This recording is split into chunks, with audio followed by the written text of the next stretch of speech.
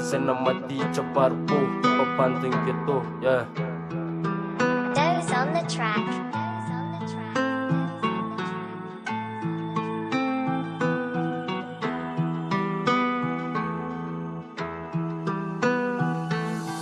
Zakana tao efa maro fa amin'ny fiainana treto mbola tsy mora andefozony vola rehefa tsy manam-bola elahy de midy anaty vala eferaha malala ny olona rehetra tsy mahaisa ala fa mafy loatra aloha le onjan'le kala mampalasa tana fa beny tsy ty de be mipaka ala manenjika ao afara fa tsy pakely folo taona de fa samby fiara noho fitiavan-drala fa matiny renjarenja tsy nijery ny tany afara noho vola de mifinoana ny taranaka mapara de tapitra ny tantara fa tsara ivelany fa ny anatin'ny aloha maramara mandefona rehefa misy fofona dolara nezaky ny voatra nefa tara raha misy mamme mbola ambadika kafara tsara nezaka fatara tsara nezaka fatara, yeah.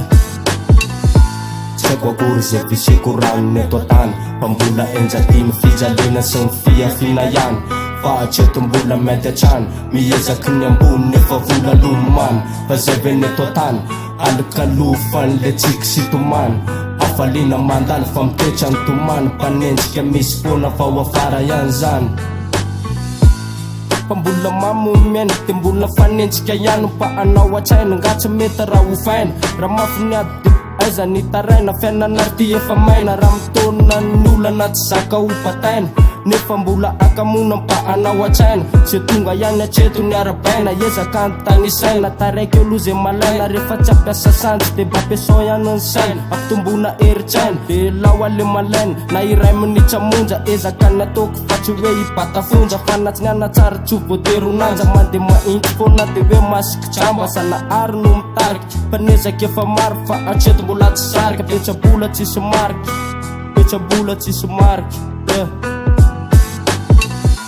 Tsaiko akory zay fisiko ranony eto tany fa mbola enjatiny fijaliana sy ny fiafina ihany fa hatreto mbola mety hatrany miezaky ny ambony nefa vola lomamy fa zay ve neto tany alokalofan'le tsiky sy tomany afaliana mandalo fa mitoetra ny tomany mpanenjika misy foana fa ho afara ihany zany Saiko akory zay fisiko ranony eto tany fa mbola enjatiny fijaliana sy ny fiafina ihany fa hatreto mbola mety hatrany miezaky ny ambony nefa vola lomamy fa zay ve neto tany alokalofan'le tsiky sy tomany afaliana mandalo fa mitoetra ny tomany mpanenjika misy foana fa ho afara ihany zany